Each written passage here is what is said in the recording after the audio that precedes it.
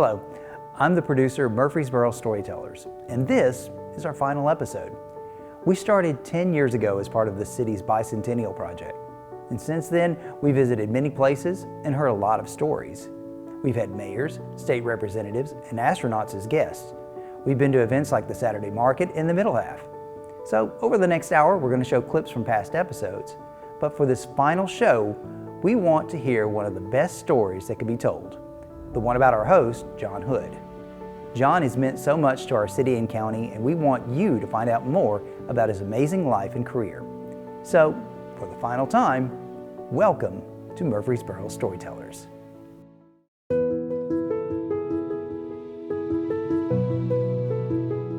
Welcome to Murfreesboro Storytellers, a bicentennial celebration.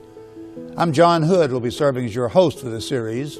Our city is celebrating its 200th birthday, and each month of this over-year-long celebration has a theme to showcase everything that has made Murfreesboro so special.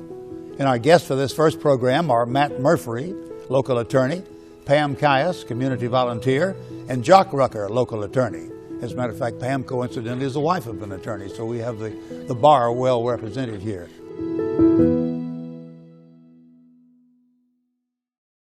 John, you're accustomed to sitting in this seat and asking the questions and telling the stories of people of Murfreesboro and Rutherford County. Today is different.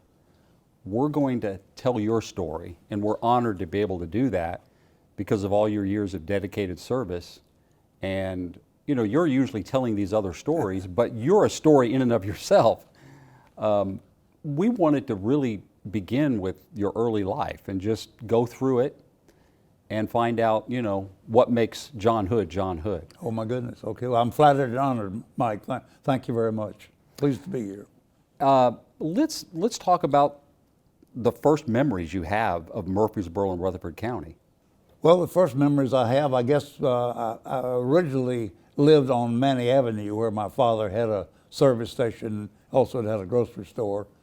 And then when my grandfather died down in the old Jefferson community, my grandmother and an aunt who had never married moved to Murfreesboro to be with us. So my father had owned 2 lots over on North Church Street that he had been vacant for some time. And together, what came out of the farm they sold, they built a house. I think it was either $2,400 altogether or 48, 2 times 2,400, my aunt's portion and my mother's portion. And that's where I spent my early life and many years at 853 North Church Street. Now, at that time, most people were in Murfreesboro or Rutherford County were living in the rural areas. Like you said, there was movement from farms to cities, but your family was already in the urban area. Yeah, my family, from my standpoint, it always lived here. My father grew up in Milton community, where he ran a grocery store and an apothecary, a pharmacy. And then he moved to Murfreesboro and went into business here in the city later. What was Murfreesboro like at that time? Give us a flavor of what the community was like. Quite different from today, of course. My recollection of Murfreesboro at that time was all the businesses were on the square around the courthouse. And I remember on Saturday night, a lot of people would come to town and they would park on the square and visit. They usually knew most everybody or a lot of people, and they would have visit and have a time to shop.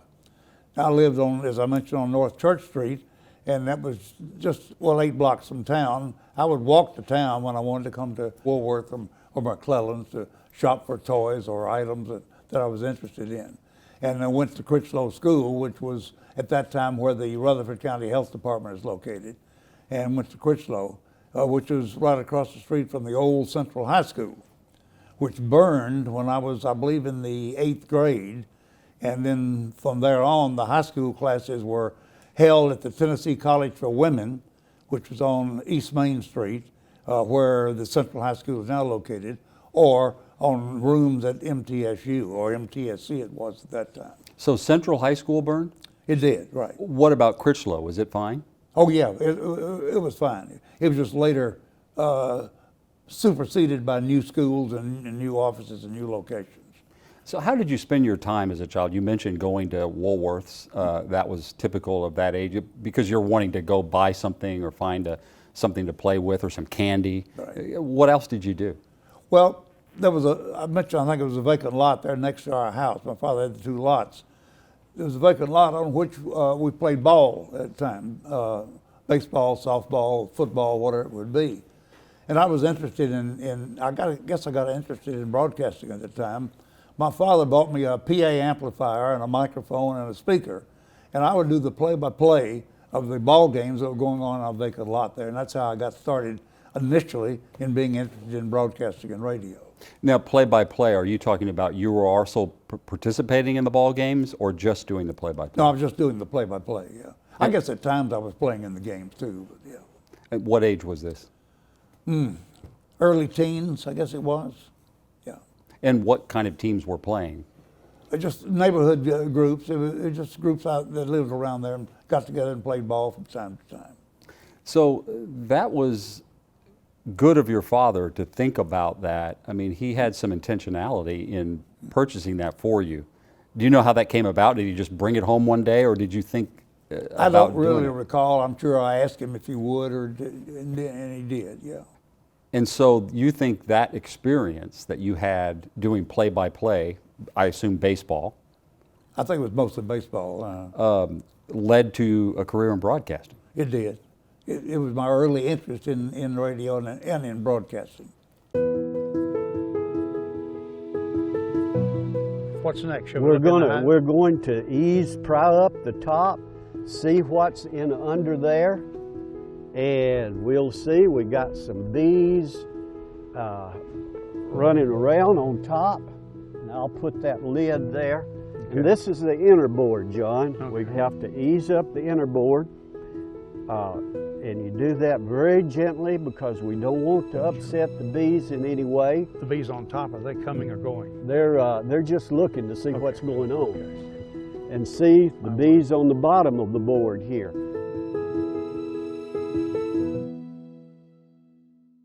How did the GNS thing come about? Did you walk over to the radio station and say, I'd like to work here? Or do you remember that important event and how you got that job? I'm sure I talked to Cecil Elrod Jr., who owned and operated the station. I don't remember exactly how I did, except through the diversified occupations. I think it's what led me there, because that's what I wanted to do. So Ira Daniel, later superintendent of schools, was the director of DO, diversified occupations, and then he would contact an employer like WGNS, see if they were interested in having someone like me. And I was very fortunate they did. What were some of your first duties or assignments with the radio station? Well, with the radio station was typically board work, working at the console and doing announcing of commercials and in-between programs. We used to have a Rutherford County spelling bee that the Rutherford County schools sponsored. And they'd bring students into the studio every month, and we'd have a spelling bee, and I'd give out the words to them, and then they would select a winner every year. We used to have the Lions Club Exposition, which is like a county fair. And we would also do broadcasts from the Lions Club Exposition. It was on the Shelbyville Highway where the old fairgrounds used to be, long since gone. Did you get involved in any kind of sports casting back then? I used to do the color. Cecil Elrod made a trip up to Washington, D.C. Many years ago and hired a guy by the name of Ray Duffy, who came here and was our announcer. Had a tremendous Yankee brogue. But everybody came to love him because he became such a wonderful person and became a part of the community. And I did the color, and Ray did the play-by-play. We did Central High School and Middle Tennessee State College back in those days. Central High School, what were they like back then in sports? Were they one of the prominent teams? We had some very good teams. We had a gentleman in particular, Lee Pate, was a coach when I was in school. He was very successful as a high school coach.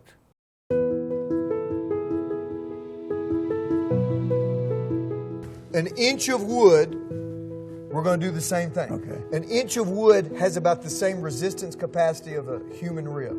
So I could tell you two things. One, if you can break this, you could break a human rib. But nobody's ever going to hold a human rib out. It's not quite that easy. Second, if you could break an inch of wood, if you took that power and put it in the tip of my chin, that's probably going to stun me enough for you to be able to get away. Because if you've ever been hit right in the tip of the chin, it drives that jawbone Oh, boy. back into these nerve ganglion, and it can hurt. It's, you know, the old phrase, see stars, you're going to see stars. So let's do the same thing. Just come on, hit it just like you did the pad. Just come on through with it. All right. Oh my Good goodness. shot. Way to go, man. The other thing we wanted to talk about were your Middle Tennessee years. So we're moving into the 1950s and talking about, you know, your choice, your decision to go to Middle Tennessee for your education. And I'm wondering, why did you choose Middle Tennessee? Was it really the only choice, or did you think about going to some other college? I don't think I thought about going anywhere else. It was here, and I'd known it all my life, and it was just the usual thing. You went through Central High School, graduated, went to college, and I was very fortunate to be able to go to Middle Tennessee State College at that time. And your undergraduate degree was in social science. Why social science? Well, really, working in radio, I would like to have majored in speech. At that time, MTSC did not have a speech major, and I wound up with a double major in social science. So let's talk about social science. What was that back then? Mike, I'm at a loss to be able to explain much about it. Political science, somewhat, was included in the classes, and just had a lot of good opportunities there to be able to learn about government, about people, and about the operation of a community like Murfreesboro. In addition to going to classes and studying the social sciences, what else did you participate in those days? Well, in high school, at Central High School, we had a program called Diversified Occupations, where you would go to school half a day and would work the other half a day. So I was very fortunate in my senior year to have diversified occupations, and then worked at WGNS Radio at that time. So when I was at MTSC I should say again, then I continued to work at the radio station even after the diversified occupations. So typically, with the college days, I'd go to school in the morning, work in the afternoon, the evening. So during those years then where you were at Middle Tennessee and you were working for the radio station, at some point you must have been thinking about, this is a career I'd like to have, like full time.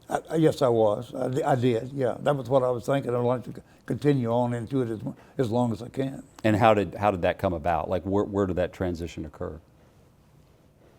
Well, after I graduated, I continued to, from high school, continued to work during college, as I said. Along the way, I also got married. A lovely lady by the name of Marilyn Stockard became my wife for 65 years, and we enjoyed each other and had a good family and was very much a part of the community. So I continued on working full time while I was in college. And then, as I recall recently for telling someone, on June the 6th of 1954, I graduated from Middle Tennessee State College. On June the 11th, we had our first child, Gary Warren Hood. And on July the 21st, I was on a Greyhound bus headed for Fort Knox, Kentucky, and 2 years in the United States Army. Those were some busy times. They really were. Yeah. Now, you mentioned Marilyn. How did you meet? You know, I'm not for sure. She worked at Middle Tennessee Electric Membership Corporation, and I'm not for sure I can recall. We just knew each other through school, I think was the way it was, because she went to Central High School too. What are some of the things that you think about in terms of your experiences with Marilyn? Well, we had family times that were special, of course, with the 3 children, and we always had special times at Thanksgiving, Christmas, as any family would. And vacations together were especially memorable. So we could all go together. And then you had to head off to Fort Knox. You headed there. Was that by choice, or were you recruited into that? No, I was drafted. I had been deferred because I was in college Yeah.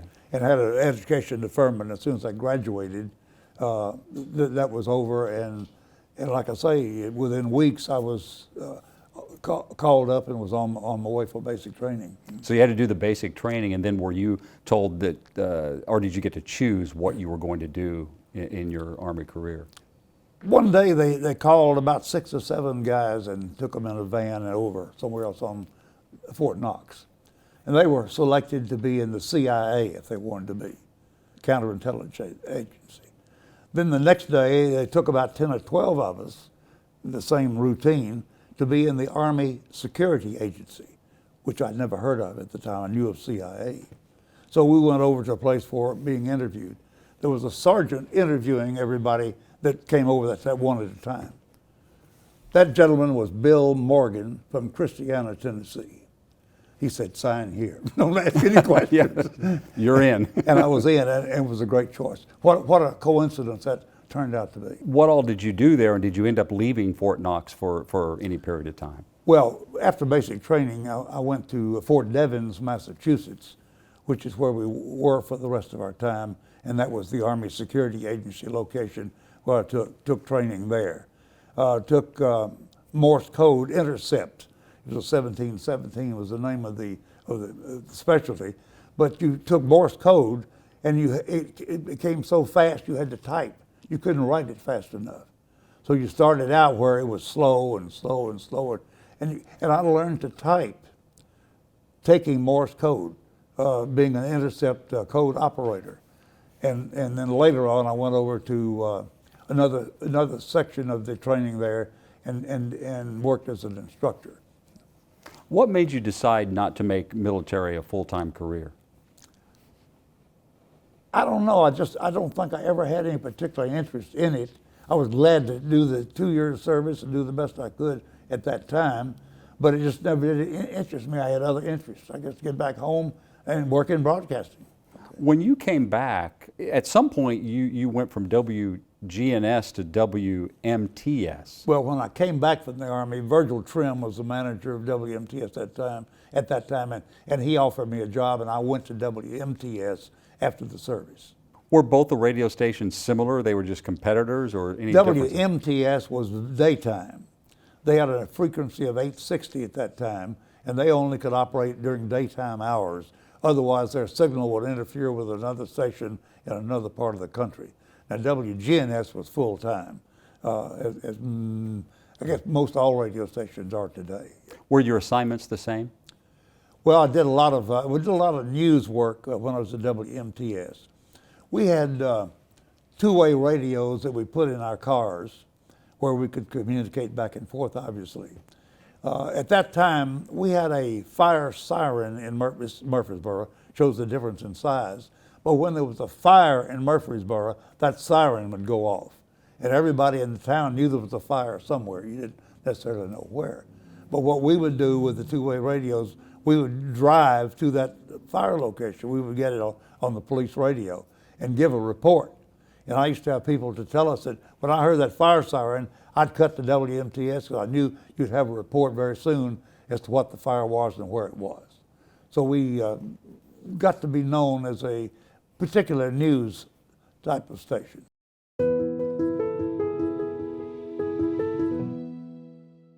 We traveled to the Wat Lao Buddhist temple located on the Old Nashville Highway to visit with Chanto Sorino. Chanto has been a driving force behind the establishment of the Laotian community in Murfreesboro. He is also a dedicated volunteer serving on various boards and commissions, including County Commissioner for the 21st District and the city's Homeless Task Force. Chanto, we're delighted to have you as a guest on Murfreesboro Storytellers. You've been a leader in the development of the Laotian community in Murfreesboro and Rutherford County. How long have you been living here? Oh, I have been living here since 1972 when I came to Rutherford County or Murfreesboro, Tennessee. The next stage or period in your life has to do with your career outside of broadcasting when you moved on to work at Samsonite. I think in 1960 to 66 you were a personnel manager. Right. So why did you end up at Samsonite? Did somebody recruit you, or did you decide to move out of broadcasting at that time? Whitney Stegall was an attorney here at that time and a very good friend, and he had been the legal advisor for Samsonite. They were called Schwader Brothers was the name of the corporation. Schwader Brothers, that was a family name that formed it, and then the product name was Samsonite. And Whitney, and they wanted somebody for for personnel. We call it human resources today. And Whitney recommended me for the job. I interviewed for it and was accepted. It was quite a change in my work experience, but quite a enjoyable change. So you started working then in personnel, and you hadn't worked in personnel before. You were in broadcasting, but you worked well with people, obviously. What was that like in terms of what things did you do? Obviously, people think of benefits, Sure. with personnel, but other issues that you were involved in. Tom Morgan was my boss, the director of industrial relations, and main thing we're doing was hiring, and we were we'd bring into work 2 people a day, trying to give them time to train and be ready for the job and be effective in the job. So we were interviewing people regularly each day. That was what I did most of my time, I guess, was interviewing and then making a selection. And we'd set up a committee of persons throughout the community, unknown hopefully to anybody, somebody from the Eagleville community or the Las Casas community or Woodbury, that we could then use them now anybody would come in and give us some personal references, and we understand that, expect that. But these were people that were unknown to them but knew who they were, and we would route the request to them, and they would give us a real breakdown on that person and what they knew about them. Were you looking for any particular skills, or was it more about character at that point? I think it was more about character, because it was a very basic work, very repetitive on assembly line work, What happened to Samsonite? I guess it was labor, union organization, that it finally caused it to move part of the operation to Arkansas.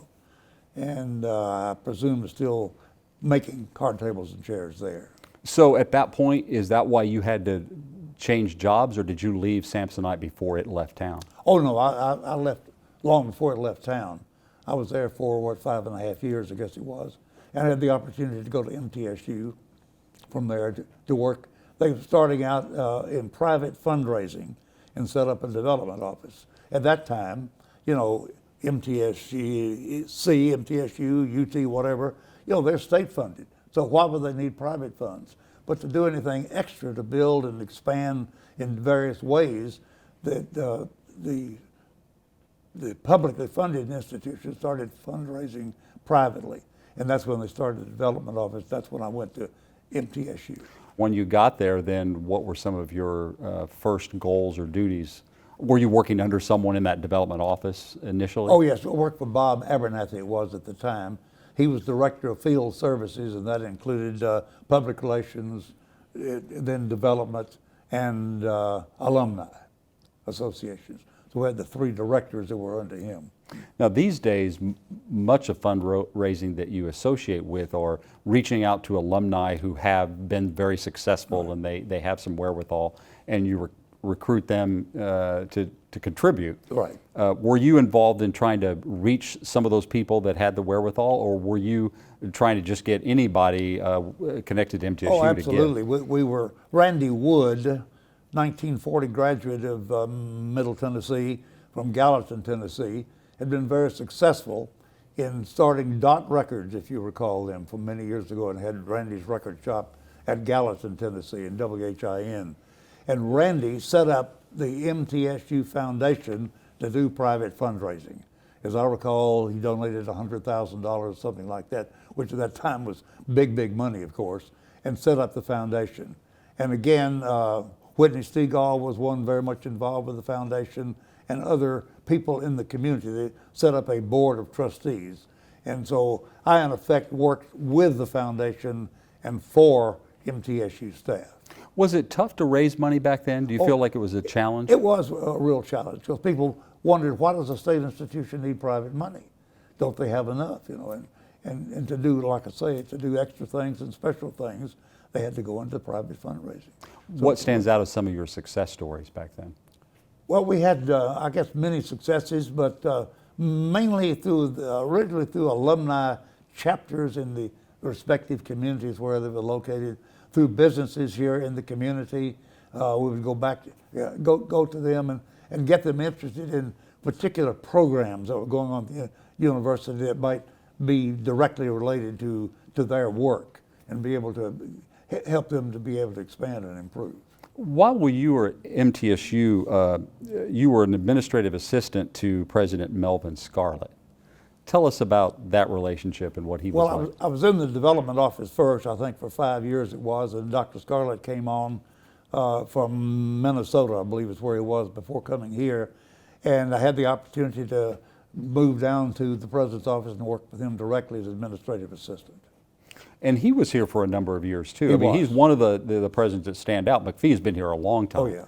But anything that you remember about those days working with him? Well, he was very aggressive in getting the fundraising, continuing to improve the fundraising and the contacts and the relationships, and working particularly also with state government. So he was a joy to work with. You were at Samsonite, but then you went into the banking community. You were at SunTrust Bank, or it wasn't SunTrust Bank at the time. Well, to the university and then to the bank. Okay. It was Murfreesboro Bank and Trust Company at that time. And then we decided to expand later to move into some other communities. We bought a bank in Carthage, we bought a bank in McMinnville, we bought a bank in Franklin County, Winchester. So it was difficult to be called Murfreesboro Bank and Trust Company in Winchester or wherever. So we changed our name to Mid-South Bank, and that made a more typical name. It worked with any community we were in as we expanded. What was the banking business or industry like compared to manufacturing at Samsonite or MTSU? Well, different in many ways, but also it involved people and your relationship with people. With banking, as much as anything, was a relationship and developing groups and relationships, as I said, to get people to bank and bring organizations with you. So were you involved in community and public relations with the banks, or what was your role? Marketing was vice president of marketing, which was all of that, as a matter of fact.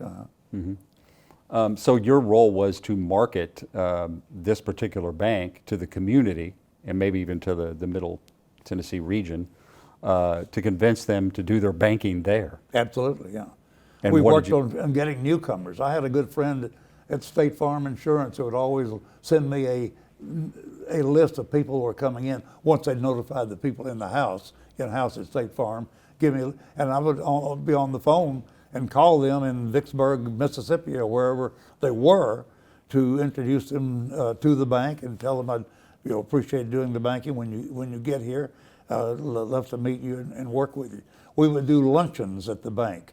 We had a nice dining room. Well, it was a boardroom. Actually, we used it for a dining room as well, where we would bring in the newcomers, a lot of the newcomers, particularly at MTSU every year when new faculty was coming on board. We'd have a luncheon for the new faculty at MTSU and get their banking. In a community like this where development is growing and there are so many developers and builders in town, I mean, the banking business is critical, is it not? Oh, very definitely, yeah, very critical. So what kind of things were you involved with? Because it's one thing to convince some people, hey, do your personal business here. It's another for the bank itself. I mean, it's not just you, but the bank to convince some local companies or businesses to be able to put their money in your bank.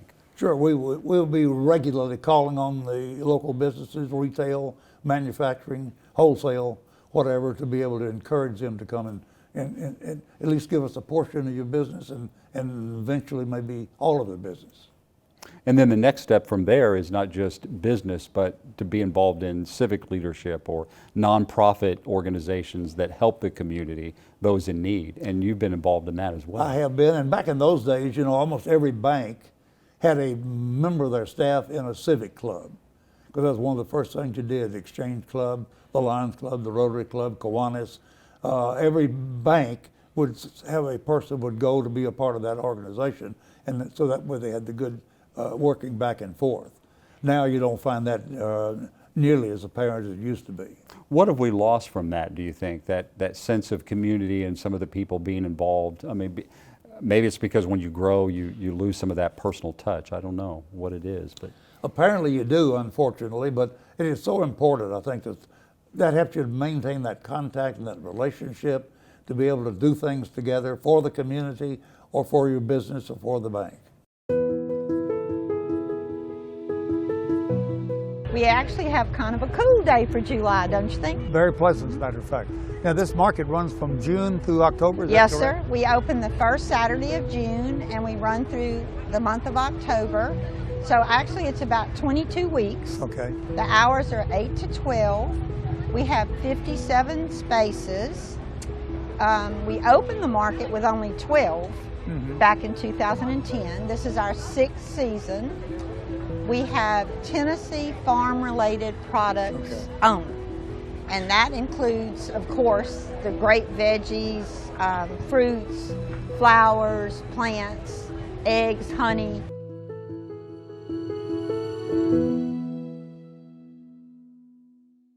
Already a familiar name and face in the community, John Hood would soon take on the challenge of public service, one that would eventually take him to the state capitol. His first opportunity would come as he was chosen to serve on the city school board. At that time, it was an appointed position. The city council appointed you. John Rucker, a local attorney, Jock Rucker's son, serving now, was on the city school board, and he went off the council and the board and recommended me for that. So it was an appointed position. And then later, I was elected to the county commission. At that time, the Rutherford County Quarterly Court. There was a lawsuit started by Sam Ingram and Earl Hinton of MTSU on one man, one vote rule. We had at that time, I believe it was 54 members of the Rutherford County Quarterly Court, and it met quarterly as the name. 4 of those were from Murfreesboro, and the others were from the county. We had a very rural county at that time, as you suggested earlier.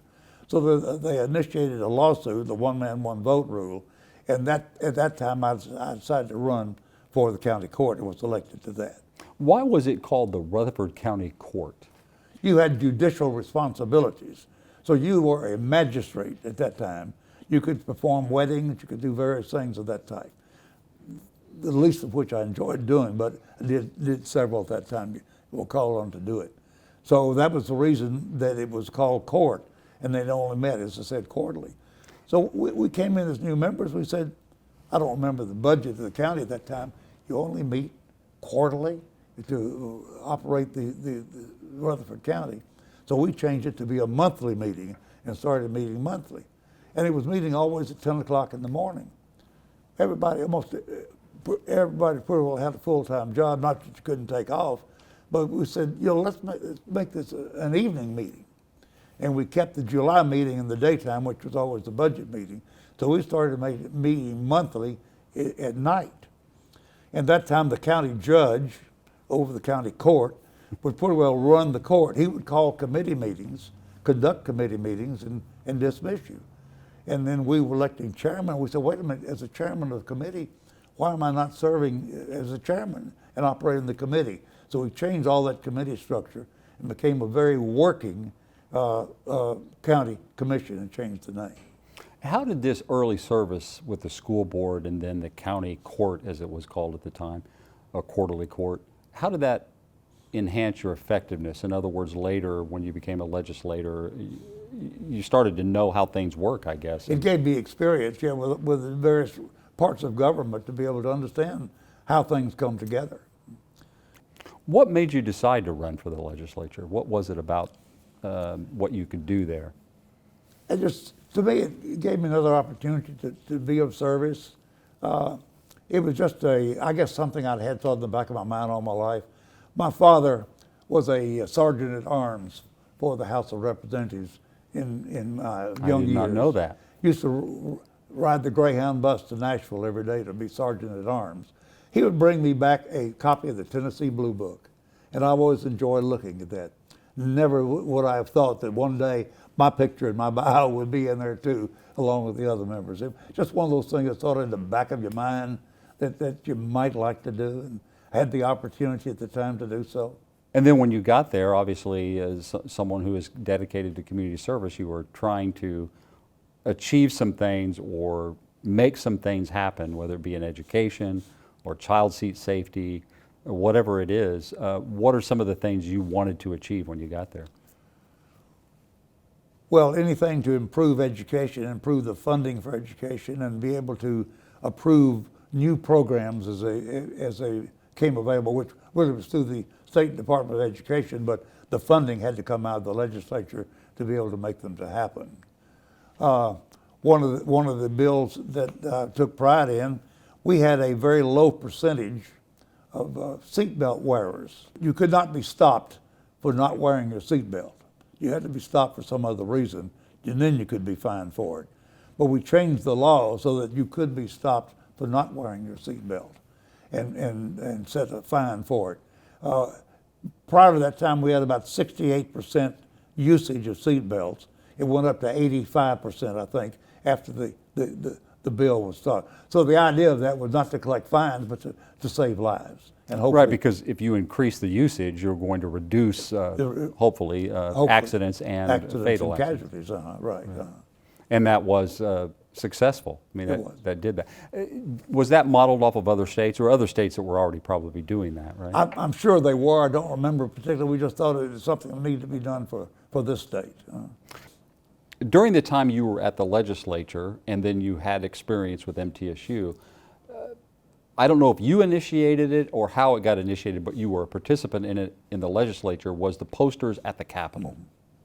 I didn't initiate it, just enjoyed participating, but MTSU started it, and then it grew to other institutions in the state, where that they have students to do posters about the state, the community, the institution, and they have it on display for a day in the office building at the state capitol, at the legislature. And that's an opportunity, I think, for students to highlight their research and to show what MTSU is doing. What would you do as a legislature as a part of that? Well, I would always try to participate, attend, and be there. But I did not know we had that much undergraduate research going on, but it's amazing when you see those posters and find out the projects and the programs that the students are working on. We're at the half marathon, and we are pleased to visit with Judge Toby Gilley. Good morning, Toby. Good morning, John. Good to see you and good to be here this morning.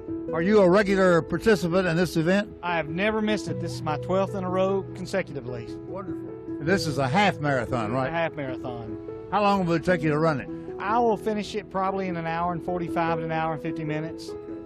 Are you regularly a physical participant in several events? I run about 60 miles a week or about 2,000 miles a year. I try to do at least 2 half marathons and 1 full marathon a year. Okay, wonderful. So, John, in 1976, the bicentennial year, you know, when everybody was celebrating the 200 years, I think you were honored as a distinguished alumnus for community service. So, already at that time, you know, community service was something you were being identified as someone who did that, who had a desire to serve and give back. Why is service so important to you?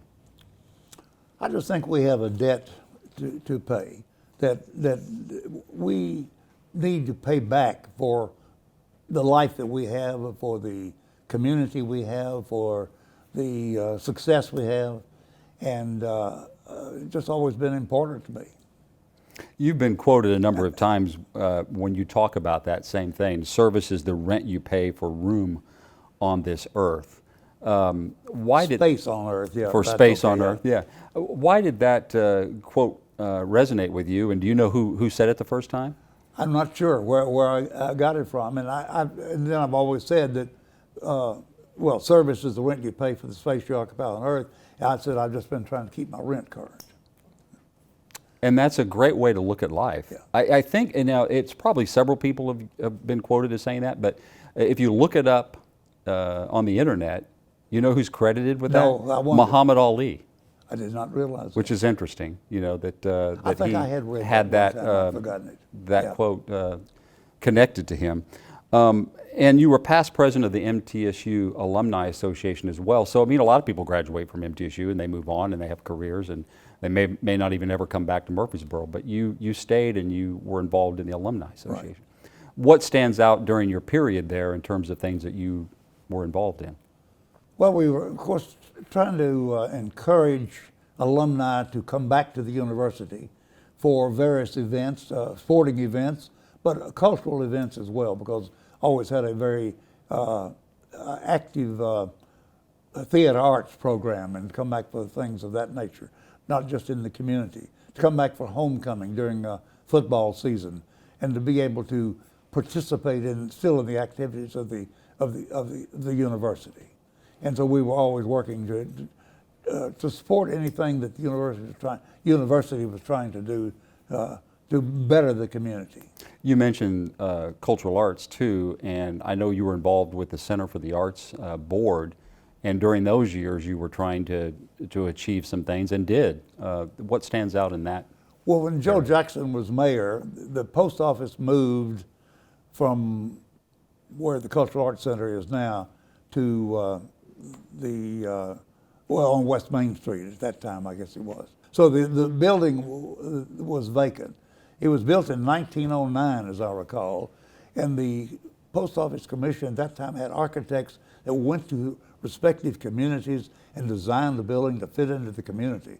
You know, they didn't just have one standard design, so they send this to Murfreesboro. So we had a very unique building. So he said, you all find something that would use the building. So we had the Cultural Arts Commission, and so he asked us to do that. So we got together and decided we would convert it into the Cultural Arts building that it is now. We had a group of citizens in the community were involved with that.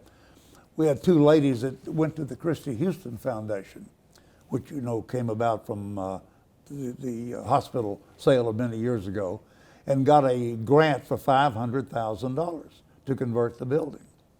The problem was we didn't know what it would take to convert the building. We had not had any estimates. It turned out we needed $900,000. So what we did, we went to the city and to the county and got $200,000 from each and made the $900,000 to convert it. And so that brought about the building to where it is today. Are you pleased with that legacy, that it's stayed in the community, and that it seems to be very successful?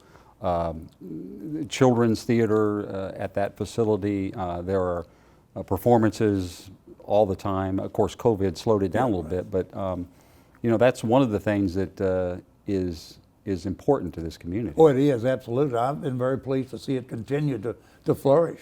It's a very small venue, but also it's very effective for the productions and the events that take place there. The Exchange Club has been around a long time. 1951. 1951. So where were you in 1951? I was in school, I believe, at that time. But you're a charter member of the Exchange Right. Club.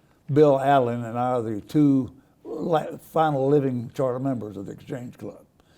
And again, we mentioned John Woodfin in the interview. Mr. John came to me and said, I've got a gentleman I want you to meet and get acquainted with him. He's here to organize a new club called the Exchange Club, and I want you to know him. As a result of that, I met the gentleman and joined and became a member. I went back to my home with my mother and my aunt loaned me $25 for the joining fee for the Exchange Club. You mentioned Bill Allen, and there may be some people listening or watching this that don't know Bill Allen. But veteran of World War II and of Normandy beachhead, right. Right, and then I think he was on a ship that was hit with a torpedo. He was.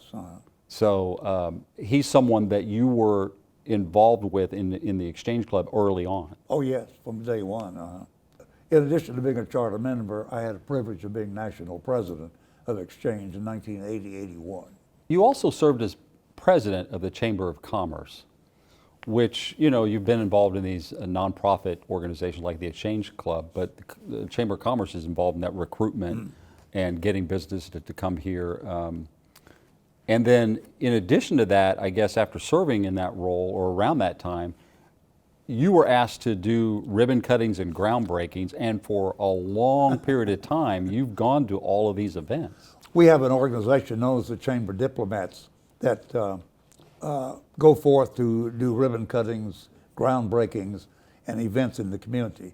And I've been a part of that group for about 26 years. It's just a real pleasure to go out and meet the new people coming into the community, learn about their new business, and be able to spread the word about them.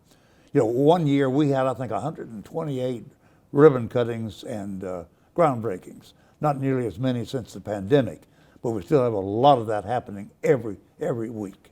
Which is great, the Which is growth of the wonderful. community. Right. One of the things that stands out in my mind, you know, I've only been here since the early 2000s as a reporter and then involved in, you know, some of the political aspects, public Right. affairs for the Department of Safety.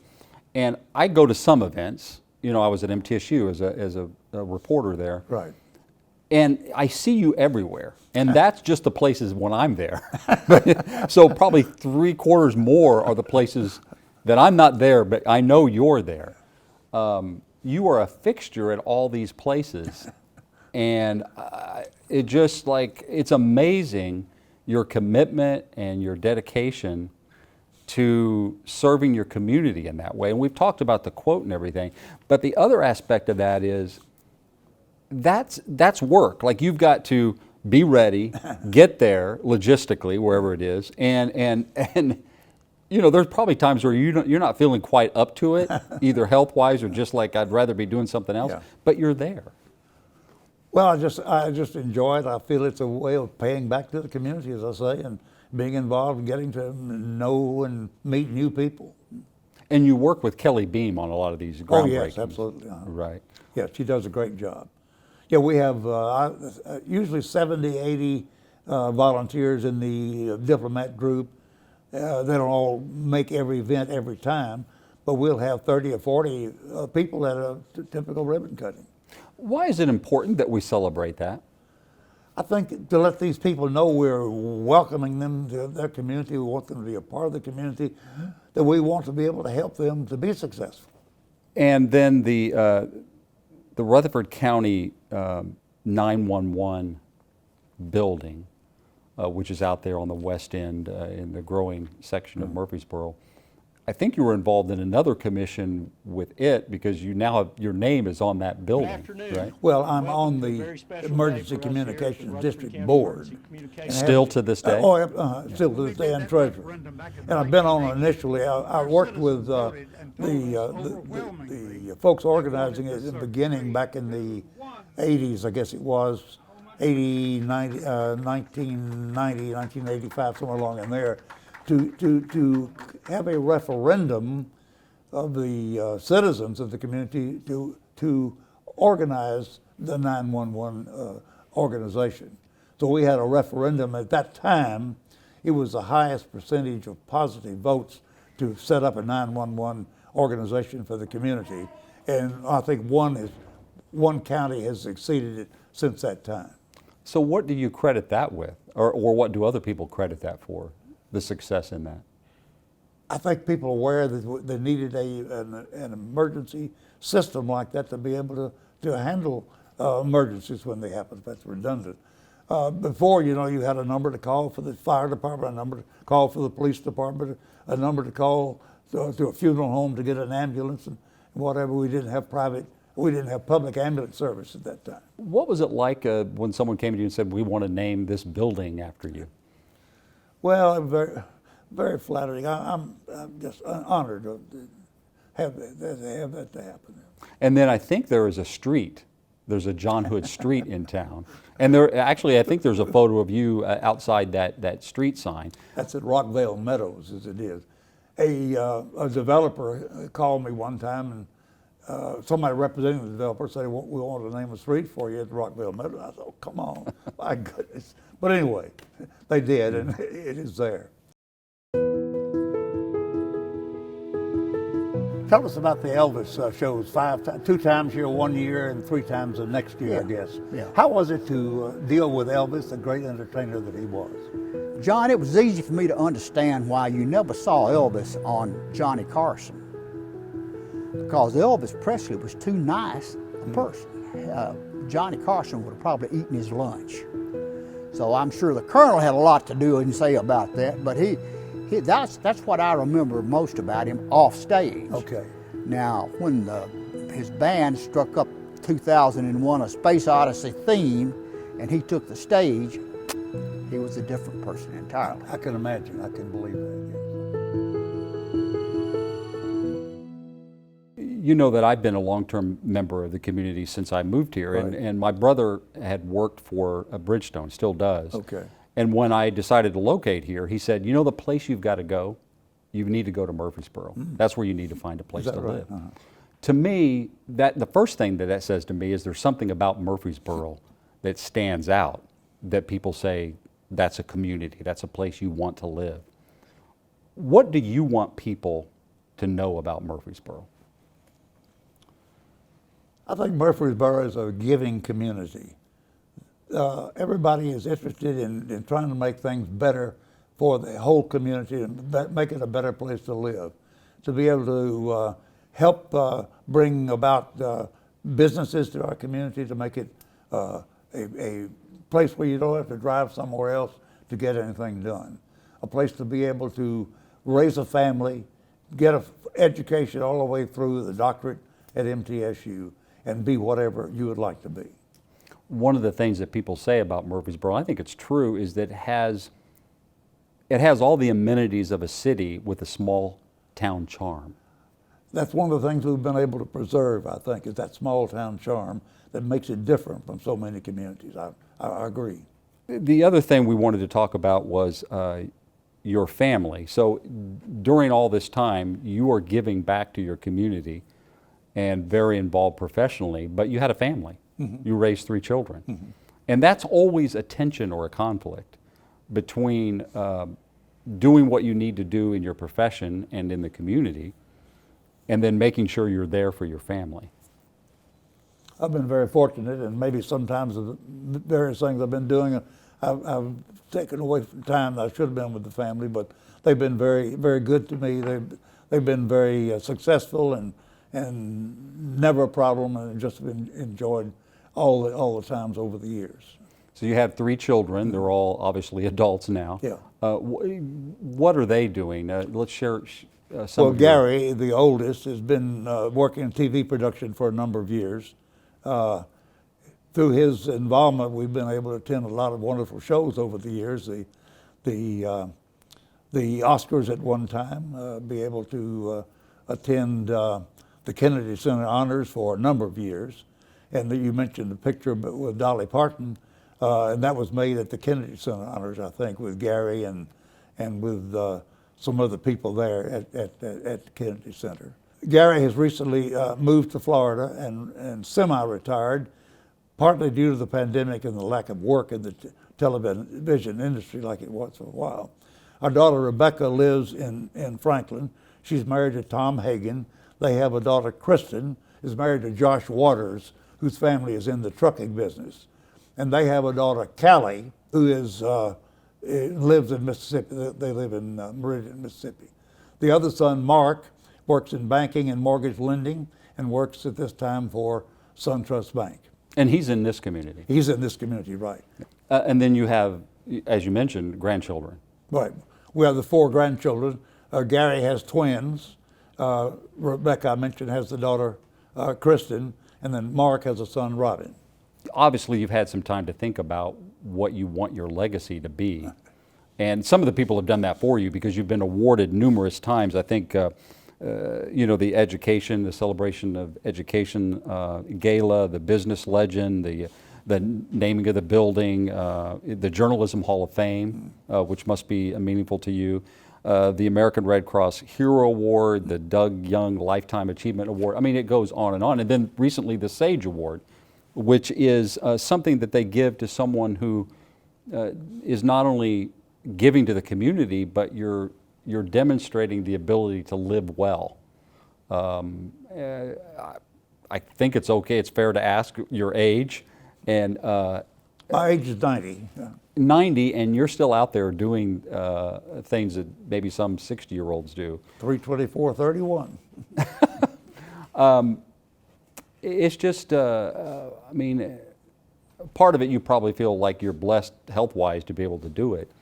But some people stop moving and give up long before you have, and you're still going. So that's really kind of a testimony to people to keep moving, to remain active.